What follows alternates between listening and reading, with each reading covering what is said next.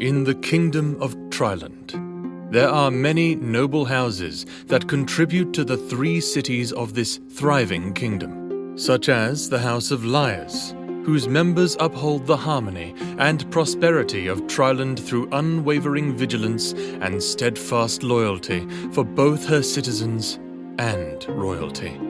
The House of Candles, who illuminate the spiritual path and preserve the ancient rites of the realm. And the House of the Gilded, who serve the high court in opulent halls, where whispers shape the fate of nations, and golden seals bind the decrees of kings. Our story begins in the capital, where the House of Lyres resides. Aculio, the elven lord and founder of the noble House of Lyres, built his reputation as a youthful hero. His leadership extends beyond governance. He crafted the very foundations of the house with support from past rulers and the citizenry. Upon establishing his house, Aculio not only fostered a lineage to uphold its responsibilities, but also welcomed individuals from all walks of life who shared in its mission. Membership to the house came with a special privilege: the blessing of the majestic Garuda, a powerful 3-eyed avian siren from the realm of the Fae, who had seen Aculio's deeds and become the patron of the House of Lyres. This blessing endowed members with a portion of its power, enabling them to maintain prosperity across the lands. Recognized as stalwart protectors, the House of Lyres earned the trust of Tryland's rulers, who selected its most valiant members as royal bodyguards. Among them is Aculio himself, the protector of the current queen. Aculio's story has reached its conclusion, but the symphony of the House of Lyres continues with its latest scion and Aculio's own grandson, Lyra. As a half-elven child distinct from his peers, Lyra harbored a deep desire to honor his grandfather and embrace the family mission from a tender age. His altruism spanned the capital, befitting those of high and low stature alike, and his noble deeds did not escape notice. His grandfather included him in court meetings and social gatherings to familiarize him with the influential figures and families of Tryland. It was during one such event, the ball at the House of Candles, a celebration on the eve of a sacred rite to honor the gods, that young Lyra's life took a fateful turn.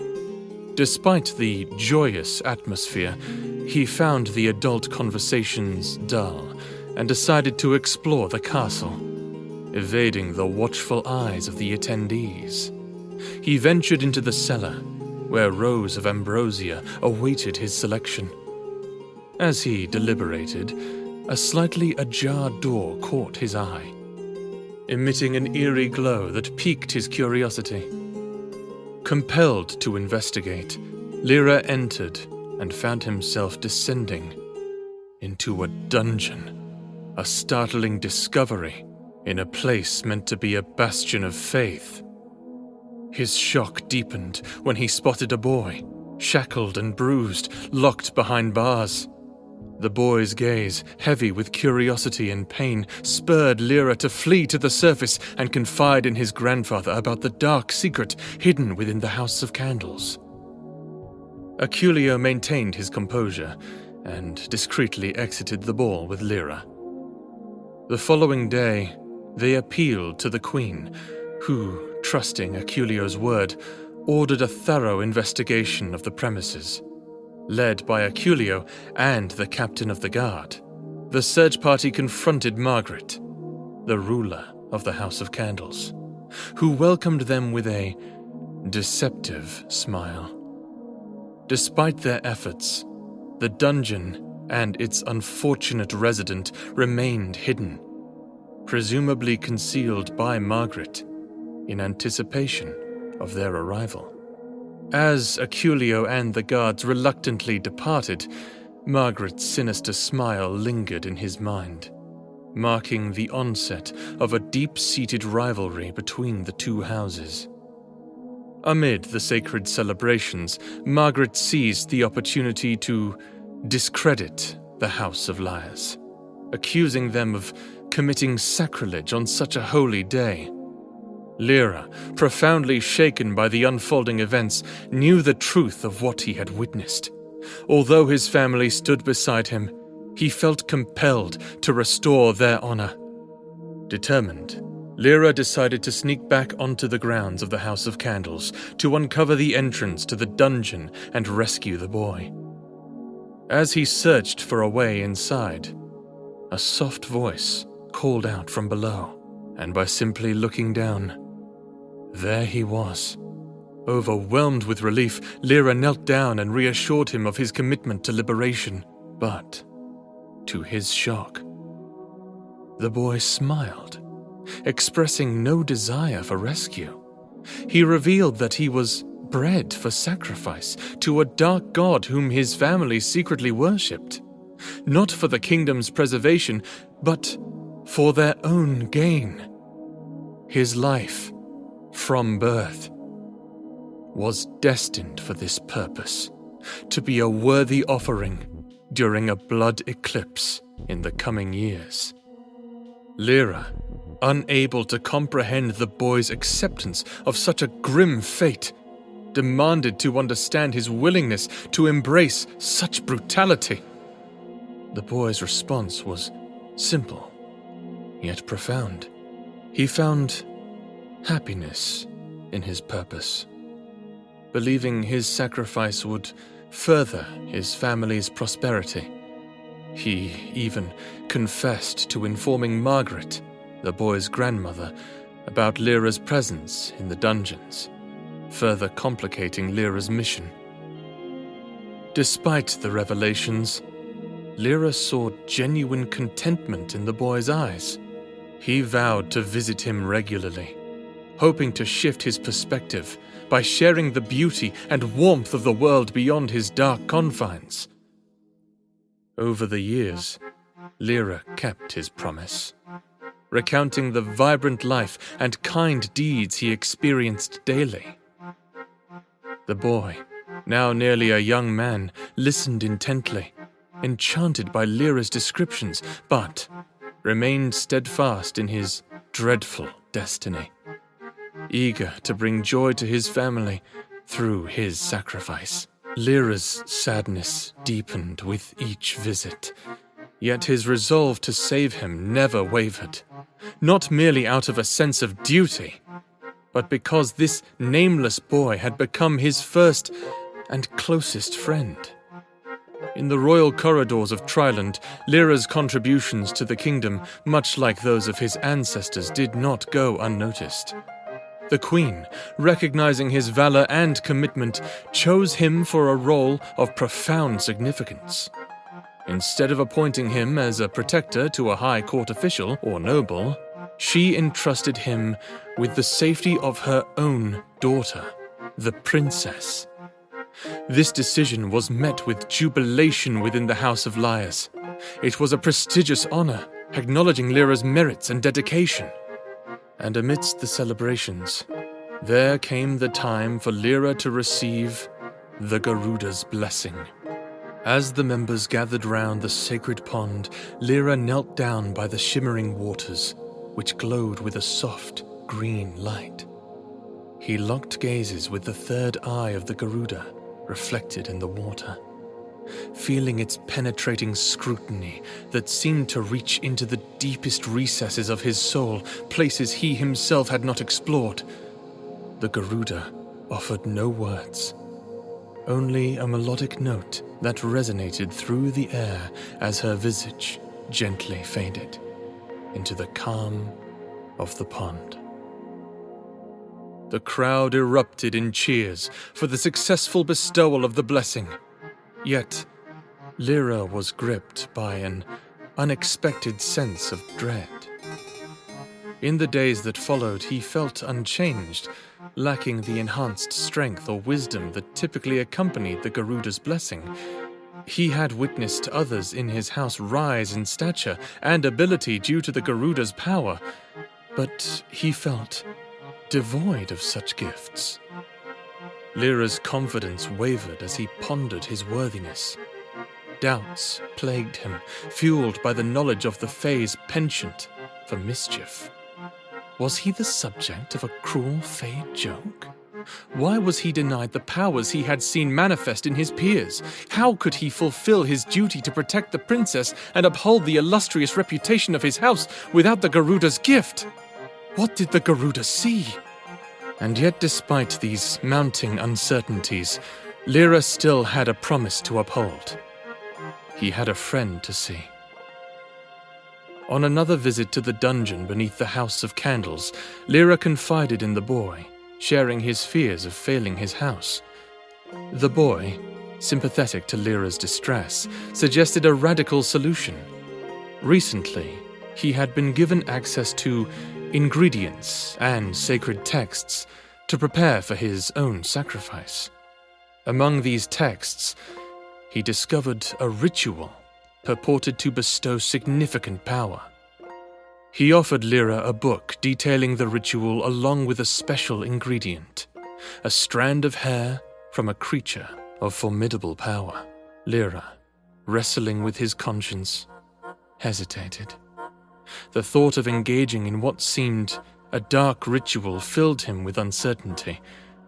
Nonetheless, driven by desperation and a desire to prove his worth, he accepted the gifts. Returning home, Lyra was tormented by the gravity of his decision. The night brought no rest, only the relentless invasion of troubled thoughts. Eventually, he had made up his mind. He had convinced himself of the necessity of the ritual, believing that he needed to find his own source of strength, even if it meant crossing into taboo. Under the cover of twilight, Lyra traveled to a secluded, abandoned farmstead outside the city. There, he meticulously prepared the ritual site. Drawing the circle as instructed by the ancient text, he placed the hair in the center and set it alight. The hair burned quickly, and he inhaled the lingering smoke. The effects were immediate. Lyra felt a surge of strength, his senses sharpened dramatically. He could now see clearly in the dark and detect the distinct scent of pine from the forest beyond the farm. Empowered and invigorated, he felt ready to undertake his duties as the protector of the princess. Lyra returned home from the ritual feeling victorious, finally able to succumb to a deep sleep. And yet, his rest was tormented by a vivid, unsettling dream. The Garuda, patron of his house, appeared, seething with anger and disgust. "Foolish boy! Do you not have faith in me? Is my gift not enough for you where you felt the need to defile yourself? You have not only dishonored your house, but have also shamed me. You could have done so much with what you considered to be so little. Enjoy your so-called blessing, ungrateful cub, for soon you will beg for my forgiveness." Awakening in a cold sweat, Lyra was shaken by the Garuda's harsh words. His mind fought back and forth whether this was a message from the house's patron, all for the right he had committed, or the result of stress and guilt. Despite his inner turmoil, he knew he could not let these doubts overshadow his important day, for today was his ceremonial induction as the protector of the princess, and he must present himself with poise and dignity. He arrived in the throne room, surrounded by the distinguished members of the House of Lyres, including his grandfather. The room was filled with high nobles, celebrated warriors, and the royal family, all gathered to witness his ceremony. His family beamed with pride, and the attendees admired him for his dedication to the kingdom of Tryland. As the ceremony began, the queen motioned for Lyra to approach. He strode forward confidently, kneeling before the princess with eyes closed and offering both his hands to the princess. As she solemnly recited the ancient oath to seal Lyra's duty, deep in thought, his heart swelled with pride and happiness. Finally, he had ascended to a position of significant honor, much like his revered grandfather. He was fulfilling his family's legacy, bringing dignity and respect to the House of Lyres. But amidst his joyous reflections, a disquieting thought intruded. Do I smell blood? Lyra's eyes opened, and the vibrant red of the royal carpet he expected to see was instead replaced by a dark, expanding puddle around him. Panic set in as he looked up at his hands. No longer hands, but claws, with skin torn to reveal the bloodied fur underneath. Lifting his gaze to the princess, he saw not admiration but terror in her eyes. Behind her, the captain of the guards had drawn his sword, eyes locked on Lyra with a mix of confusion and readiness. Standing to further inspect the changes, Lyra noticed he was significantly taller. His boots had split apart, revealing the hind legs of a beast, more lichen than human. Blood trickled down his face as he reached up to feel hellish hound ears and felt a tail, heavy and damp with his own blood, brush against his ankles to confirm his fear. He had become a monster. The room was filled only by the shocked and disgusted murmurs of the nobles. Margaret, the ruler of the House of Candles, capitalized on the moment, declaring that Lyra's monstrous form was the result of dark magic and demanded action. The queen, confronted with the beastly visage of her daughter's supposed protector, could not condone such a presence in the royal guard. Heartbreakingly, she instructed Aculio to enact the harshest punishment. And, with a heavy heart, he would banish him from the House of Lyres. Lyra, his dreams shattered and his new form reviled, left the throne room without a word, exiling himself to the abandoned farmstead, where he had committed to his fateful decision. Alone, he was left with naught but his profound guilt and the Garuda's words. As Lyra lay on the rotting floorboards of his new home, the moonlight that seeped through the holes in the roof began to turn a deep, ominous red. It was the night of the blood moon, the very event the boy had marked as the time of his sacrifice. Amidst his own turmoil, Lyra had failed to visit his friend, distracted by the repercussions of his own choices. Perhaps it was meant to be. After all, it was the boy who had shown him how to cast the dark rite and condemn him to this fate. No, that was unfair. It was true that the boy had shown him the ritual, but it was Lyra who had chosen to follow through with it, desperate for power. The realization stung. He had no right to blame his friend for his downfall. The boy had always been kind, trying to help in his own way.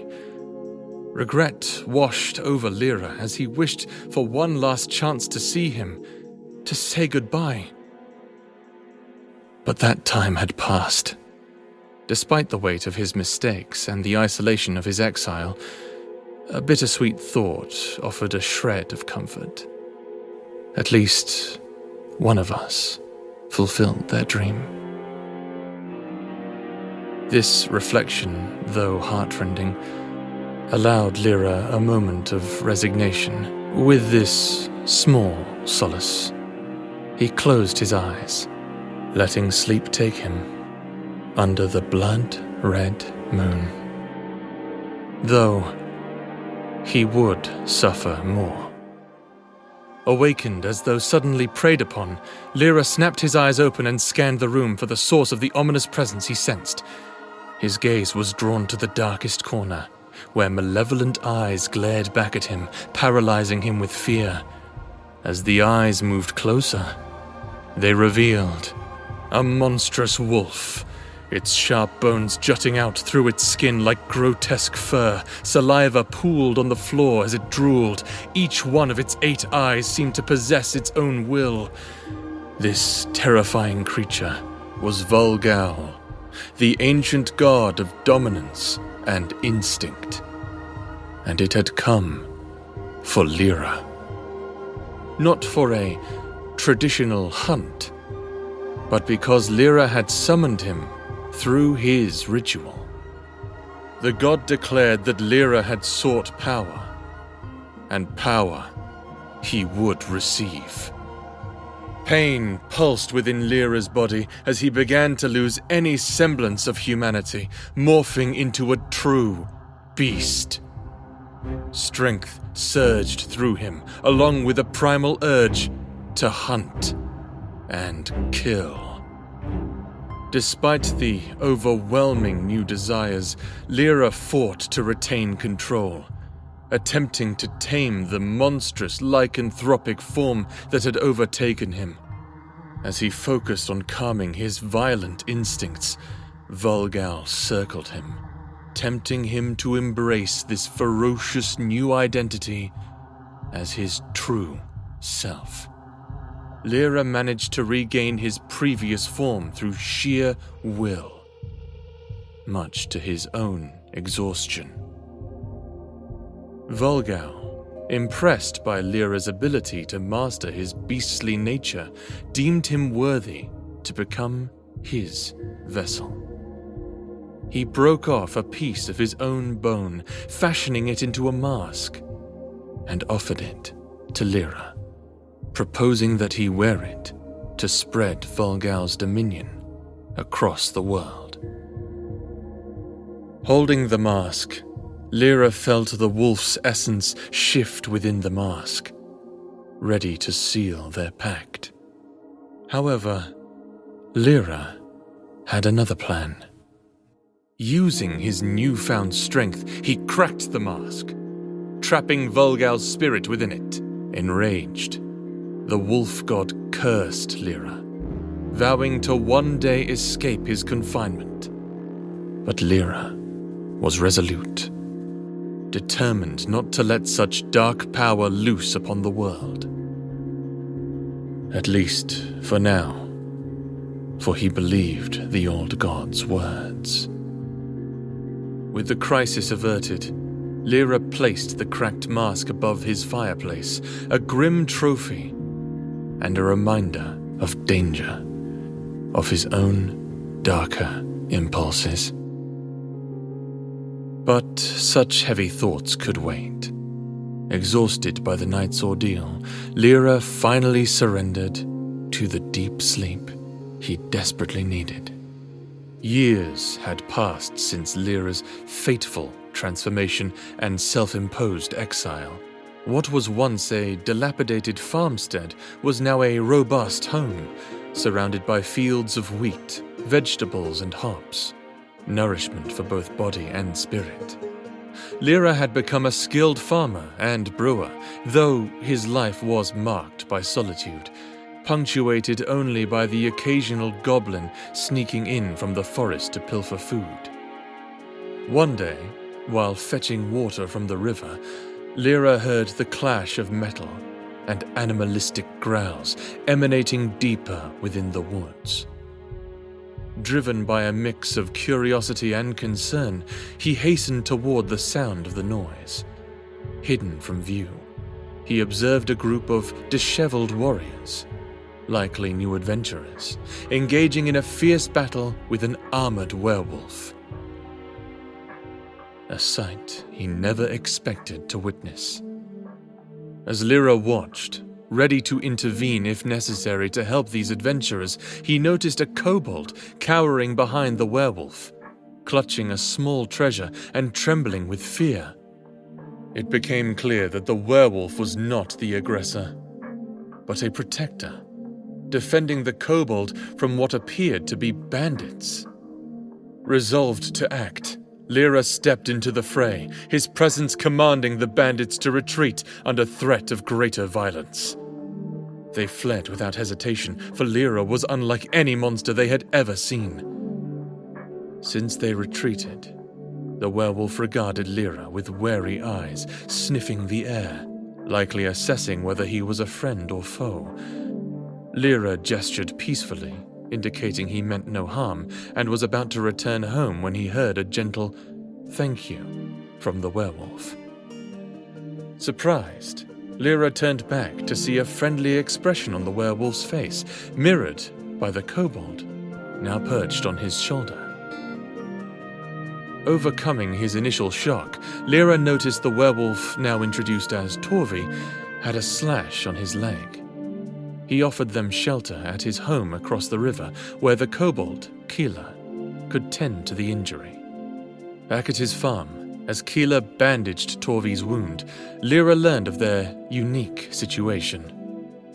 Keela worked as a fiduciary for a tavern nestled deep in the forest, a haven where all kinds of monsters gathered to enjoy food and drink in peace. Torvi, besides his duties as one of the tavern's guards, also accompanied Keela on delivery runs to monsters unable to visit the tavern due to curses, habitat needs, or preference of solitude. Amidst the revelry of tasting Lyra's homemade brew, Torvi slammed his cup down in approval and invited Lyra to bring his recipes to the tavern, suggesting he share his craft with the other monsters. And Keela showed her enthusiasm to Torvi's idea. After years of isolation, the thought of joining a vibrant community filled with beings like himself kindled a new hope in Lyra's heart. With a newfound purpose, he accepted their invitation, pondering the possibility of a life where he was no longer an outcast, but part of a welcoming society. Deep in the forest, Lyra and his companions carried a hefty barrel of his brew, navigating through thickets and under an eerie canopy of darkness. Finally, they arrived at a towering structure. The tavern, grand and crooked, yet sturdy, appeared both daunting and inviting. Torvi, with Keela still perched on his shoulder, led the way to the entrance of this unique establishment, known as the Monster's Maw. As the door swang open, they were greeted by a vibrant and unexpected scene. Inside, kobolds and goblins drank heartily, far exceeding their statures. Lycanthropes filled the air with songs and jests, while wisps danced above, casting a soft glow with their laughter. Undead musicians played lively tunes, and a grand minotaur bard named Aresius served drinks, assisted by an ancient ice elemental who kept the liquors perfectly chilled. Lyra was captivated by the lively tableau before him. His wonder was briefly interrupted when a skeleton, adorned in a beautiful silken gown, approached. This was the proprietor of the Monster's Maw, Saberling, who greeted Lyra with welcoming arms. Torvi placed the barrel on the bar, urging everyone to sample the delicious brew. The Minotaur opened the casket and began serving the patrons. The drink was met with enthusiastic approval, and soon everyone had shown their love for Lyra's concoction. Surprised by the warm and easy acceptance, Lyra took a seat at the bar. He joined in the revelry with the patrons and staff, including his new friends, Torvi and Keela. It had been a long time since Lyra had felt such joy, and he relished the lively atmosphere of his new home. The atmosphere of joviality inside the Monster's Maw was disrupted when commotion arose just outside the tavern's threshold. Lyra and the proprietor stepped outside to confront the source of the disturbance, only to find the bandits Lyra had previously encountered. This time, however, they were accompanied by an imposing figure, a small yet confidently postured old dwarf who introduced himself as Barfum, the Mountain King. Lyra recognized the dwarf's name from the tales he had heard as a child. He was a known criminal, wanted by the Adventurers Guild and the Dwarven Kingdom for a series of high-profile burglaries and, most ominously, the murder of the heir to the Mountain Throne. His notoriety was well established, and his presence signaled serious trouble. Standing before the diverse assembly of monsters, Lyra stepped forward, positioning himself as the first line of defense. His stance alone communicated a clear message. If Barfume sought trouble, he would have to fight Lyra. The Mountain King scoffed, undaunted by the challenge, for he trusted in his ability to dispatch this newcomer with ease. With no further words exchanged, the air thick with tension, the duel began. The quiet of the forest was soon filled with the clash of combat, as Lyra and Barfume faced off in a battle that would determine the safety of the monster's moor and its inhabitants. Lyra launched the first attack, believing his speed would outmatch Barfume, but the old dwarf surprised him, swinging his great club as if it were a mere twig. Barfume struck Lyra squarely on the head. Dazed from the impact, Lyra struggled to regain his bearings, only to find Barfume gripping the back of his head and slamming it repeatedly into the ground. In a desperate bid for freedom, Lyra managed to elbow Barfume on the nose, breaking free of the punishing grip. He quickly counterattacked, unleashing a rapid series of strikes. Each blow was met with a swift and forceful defense, as Barfume, growing increasingly annoyed, was pushed back step by step. Just when it seemed like Lyra might gain the upper hand, Barfume parried one of Lyra's punches and retaliated with a powerful swing of his club. The blow was so strong, it sent Lyra flying past the tree line and into a dead apple tree. He was left defeated and breathless among the shattered branches. With a heavy sigh of frustration, the Mountain King turned away from the fallen Lyra, directing his ominous gaze toward the anxious spectators gathered at the tavern, ready to confront them next. As Lyra lay amidst the broken branches, teetering on the edge of consciousness, he mustered all the strength he could, driven by a deep commitment to defend the tavern and its denizens. Simple creatures seeking simple joys, creating a sanctuary for themselves, much like the community his own House of Liars would admire and protect. They might be labeled as monsters, but to Lyra, they were innocents, deserving of protection. And in this moment of desperation, Lyra called out to his former patron. "Oh, songful Garuda, forgive me for my defilement of your blessing. I am in need of your power. Though banished from my noble house, my duty still stands. Grant me your blessing, even but for a moment, to fend off this evil from this wondrous sanctuary of innocence. I beg of you." As a single leaf descended upon his brow, as though offering solace, a whisper filled his mind. "Dearest child, I have never taken away my gift to you. Uphold your duty and protect these souls." Lyra's eyes snapped open, and life surged around him.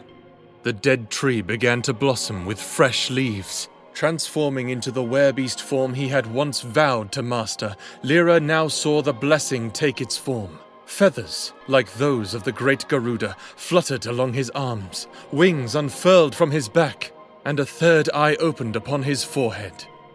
This was the full power of what he considered to be so little all those years ago.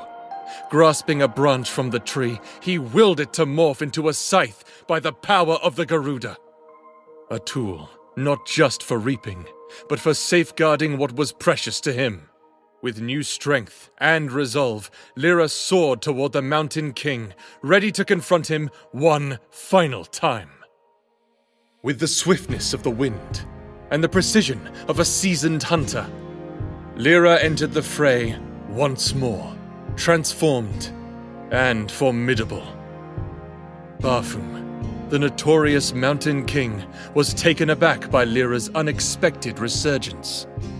Despite his legendary prowess in combat, the dwarf was unprepared for this unprecedented opponent, a beast of myth made real.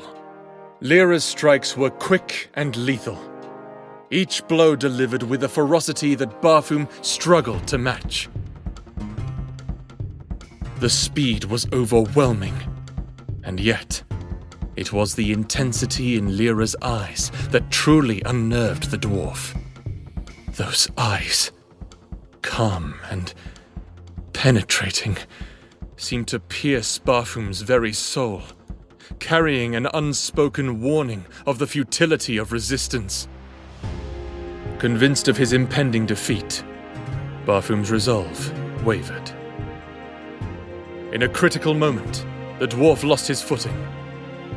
Lyra, driven by a relentless pursuit of justice for the sanctuary and its innocence, showed no mercy. Blow after blow, cut after cut, he drove the Mountain King to his knees. But as Barfoom looked up, defeated, Lyra paused. Their eyes met, and in that silent exchange, a profound understanding passed between them. No words were necessary. Everything that needed to be said was conveyed in that gaze. Acknowledging his defeat and the futility of continuing the fight, Barfoom rose unsteadily to his feet, declaring that this chimera before him is too fierce of an opponent. With a nod that carried the weight of respect earned in combat, he ordered his band of bandits to retreat.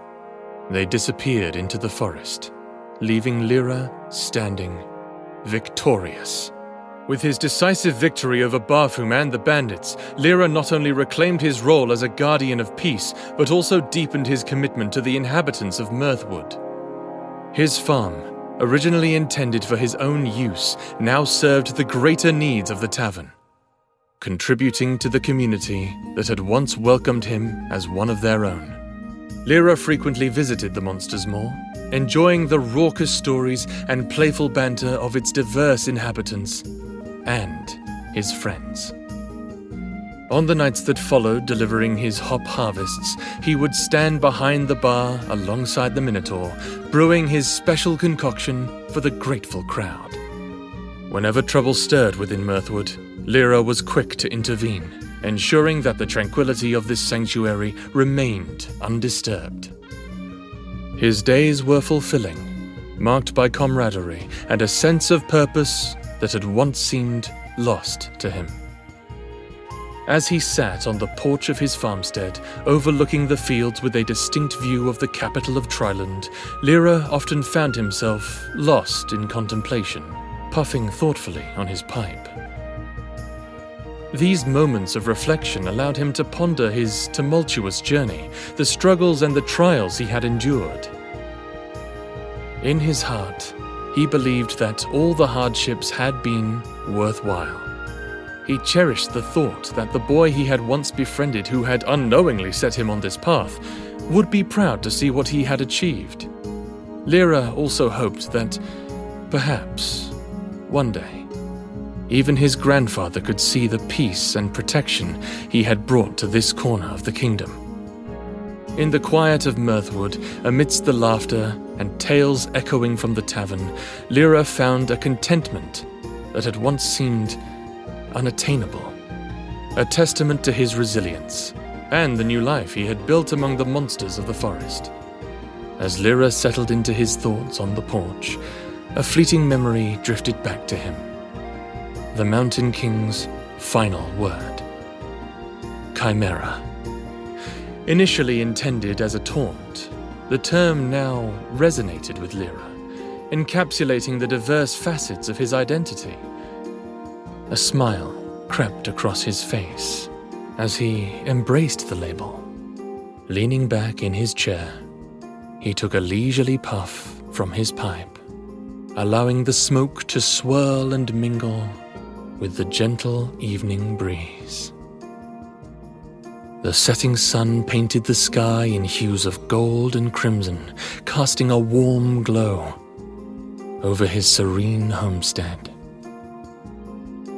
Protector of the Mirthwood, farmer of hops, brewer of fine ales, Lyra the Chimera.